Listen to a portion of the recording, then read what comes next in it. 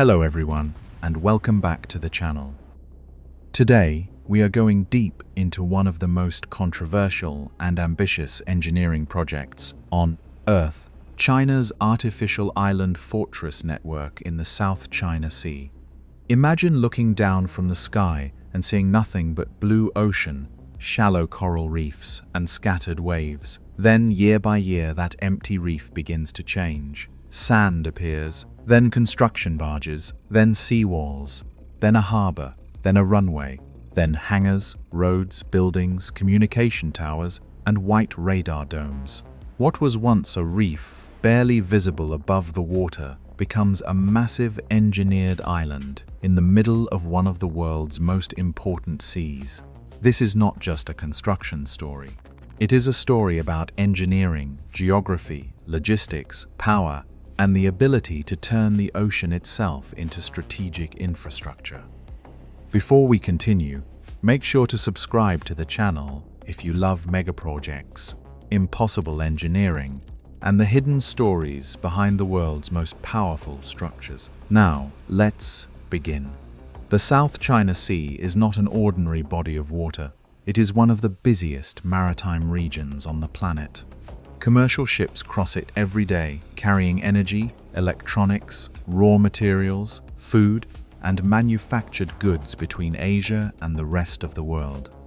Beneath its waters are important fishing grounds and potential energy resources. Around it are many countries, many claims, and many competing interests. But building in the middle of this sea is not like building on land. There is no stable ground, no road connection, no nearby city, no easy supply chain. The first challenge is not building a runway or a harbor.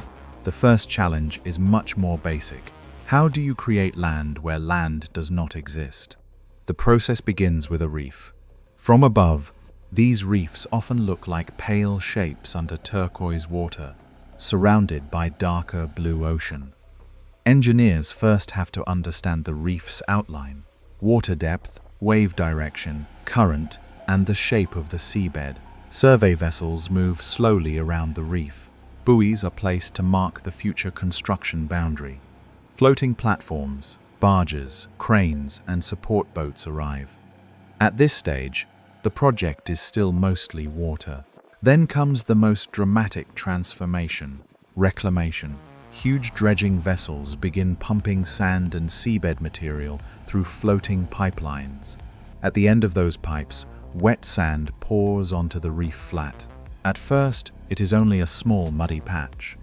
Then it becomes a mound, then a wider platform. Bulldozers begin pushing the wet sand into low berms, forming the rough outline of the future island. Slowly, separate patches of reclaimed sand merge into one continuous platform. It is still raw, wet, unstable, and vulnerable to waves, but the first artificial landform has appeared. This is the moment the project changes from marine work into island construction. The new land has to be shaped, graded, compacted, and stabilized. Temporary roads are created so equipment can move across the surface. The platform is leveled into a low, flat, elongated form. But a flat island in the middle of open water is fragile. Without protection, waves and storms can eat it away. So the next major phase is coastal defense engineering. Not in the tactical sense, but in the civil engineering sense. Large armor rocks are brought in by barges. Excavators place them along the island edge. First comes the tow protection at the waterline, then the lower revetment, then the upper revetment. The soft sand edge is gradually transformed into a hard sloping rock barrier. Behind it, concrete seawall segments are formed with rebar, formwork, and poured concrete. Now the island has a defined perimeter. It is no longer just sand on a reef. It is becoming an engineered maritime platform. But an island far from land cannot survive without a harbor. Breakwater arms are built to create calmer water. A harbor basin is dredged behind them. Quay walls are constructed along the shoreline. A marine loading apron is poured behind the quay, and a service pier extends into the protected basin. This harbor becomes the island's lifeline. Every later stage depends on it. Materials, equipment, supplies, maintenance, and routine support. Only after the land is stable, the shoreline is protected, and the harbor is functional does the massive airfield construction begin.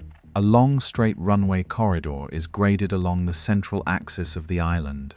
Drainage swales are cut beside it. The subgrade is compacted. Aggregate base layers are spread and rolled, and the surface is fine graded before paving. The runway is not created all at once. It is built lane by lane, layer by layer, until a full-width surface stretches across the island like a concrete spine. Then come the taxiway and apron. The taxiway connects the runway to a large hard-stand apron.